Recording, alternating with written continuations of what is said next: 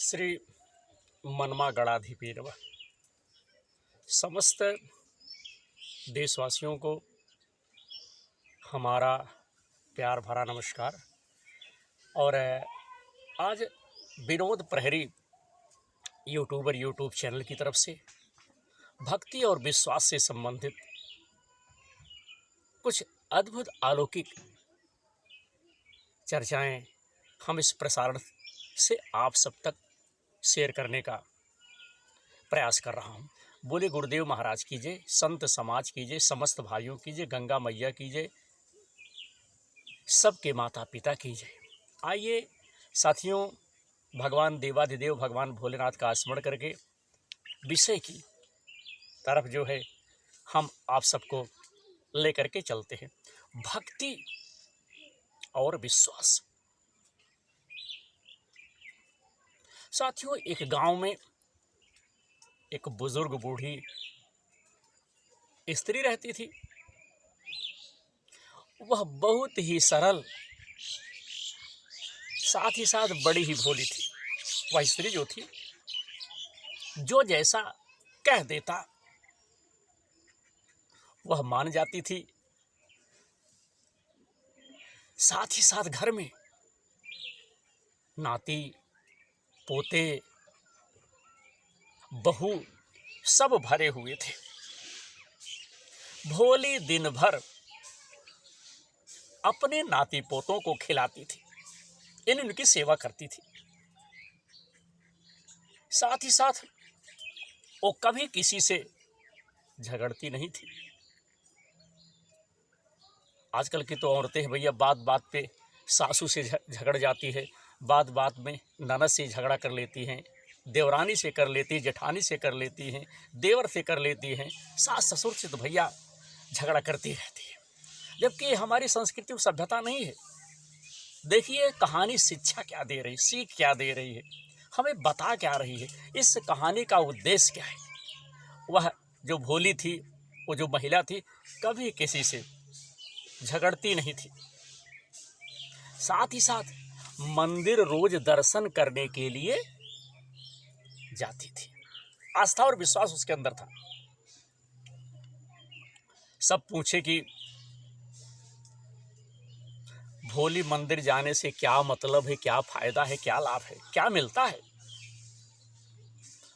तो भैया भोली यानी वह औरत, वह महिला झट से कहती,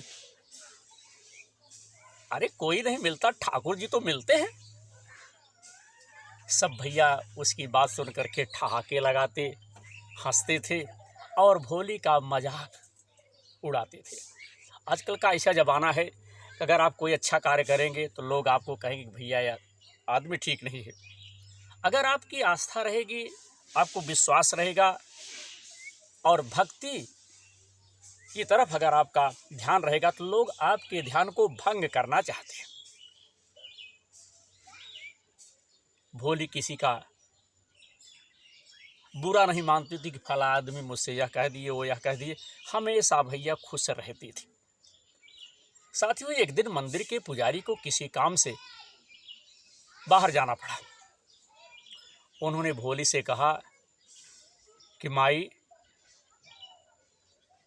तुम तो ठाकुर जी से मिलने के लिए रोज आती हो ना, 2 दिन भगवान की पूजा तथा सेवा करो और भोजन बनाकर खिलाओ ठाकुर को। हमें ज़रूरी काम है, इसी वजह से हम बाहर जाना चाहते हैं। हम बाहर जा रहा हूँ।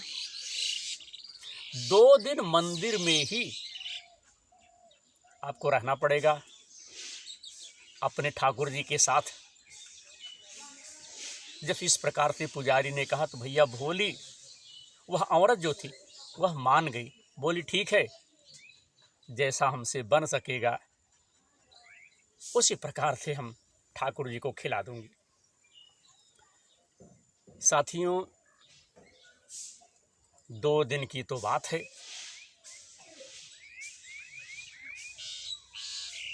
ठाकुर जी की बात थी, ठाकुर जी की सेवा करने की बात थी। भोली कैसे मना कर सकती थी। रोज मिलने जो जाती थी ठाकुर जी से, भोली भगवान की मूर्ति नहीं, इंसान की तरह भगवान को समझती थी। हमेशा पुजारी जी से कहती थी कि आप बहुत काम करते हैं।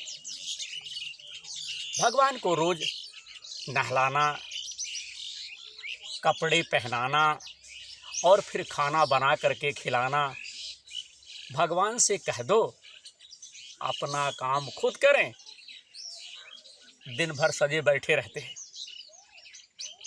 पुजारी जी जानते थे कि ये तो भोली है, इसको कैसे समझाया जाए, कैसे इसको बताया जाए। पुजारी जी भैया उसकी बात सुन करके हंस के रह जाते थे। पुजारी जी भोली को मंदिर की जिम्मेदारी सौंप करके साथियों चले गए। भोली ने बाल्टी भरी पानी से और बोली, ठाकुर जी जल्दी आओ, अपने आप नहा लो।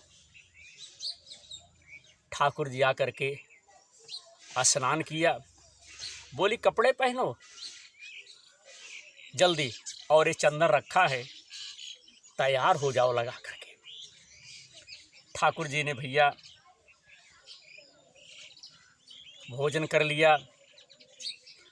फिर भोली ने साफ सफाई की और फिर थक भी गई थी। फिर बोली, ठाकुर जी अब सो जाओ। ठाकुर जी सो गए और भोली भी वहीं बैठ गई। जब ठाकुर जी सो गए तो वो भी आराम करने के लिए अपने कमरे में चली गई। इसी तरह से साथियों 2 दिन जो है बीत गए, क्योंकि समय जाते हुए देर नहीं लगता, दिवस जात लागे नहीं बारा, सुंदर सिखवन सुनो हमारा। पुजारी जी जब आए तो भोली से पूछे कि हमारे ठाकुर जी की सेवा अच्छी तरह से की ना। भोली बोली, हमने तो ठाकुर जी का बस भोजन बनाया, ठाकुर जी ने अपने सारे काम जो है स्वयं कर लिए। हम बूढ़ी इतना काम कहाँ से कर सकती थी, मुझसे कहाँ से इतना काम हो सकता। भोली बोली, हम बहुत थक गए हैं, अपने घर जा रहे हैं। साथियों पुजारी जी को भोली की बात पर विश्वास नहीं हुआ। बोले, भोली माई एक दिन और काम कर दो, फिर चली जाना अपने घर। हम भी बहुत जो है थके हुए हैं, दूर से आए हुए हैं, एक दिन आराम कर लें तो ठीक रहेगा। साथियों भोली बूढ़ी औरत, बूढ़ी माँ किसी तरह से भैया मान गई। भोली फिर वैसे ही ठाकुर जी को बुलाने लगी जैसे पहले बुलाया करती थी। पुजारी जी छुप करके चुपके से सब कुछ देख रहे थे। ठाकुर जी आए और अपने आप स्नान करने लगे, नहाने लगे। जैसे ही पंडित जी ने ठाकुर जी के दर्शन किए, उनकी आंखों से आंसू की धारा बहने लगी। भगवान अंतर्ध्यान हो गए। पुजारी जी भोली के चरणों में, उस बुढ़िया के चरणों में, उस माई के चरणों में गिर पड़े और कहने लगे, भोली माई तुमने आज मुझे भगवान के दर्शन जो है करा दिए।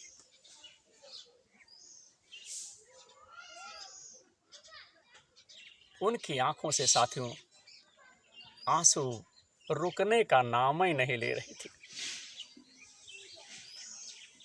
तुम धन्य हो माई,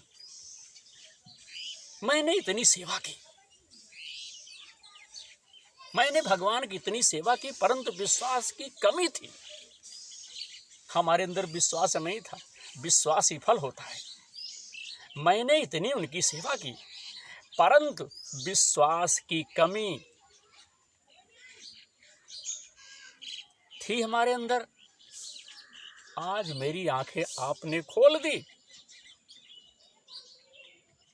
ऐसी है भोली मैया की कहानी। साथियों,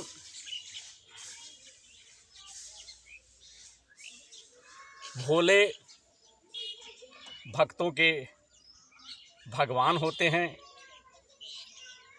उन्हें छल कपट नहीं भाता। भगवान ने कहा है कि मोहि कपट छल छिद्र न भावा।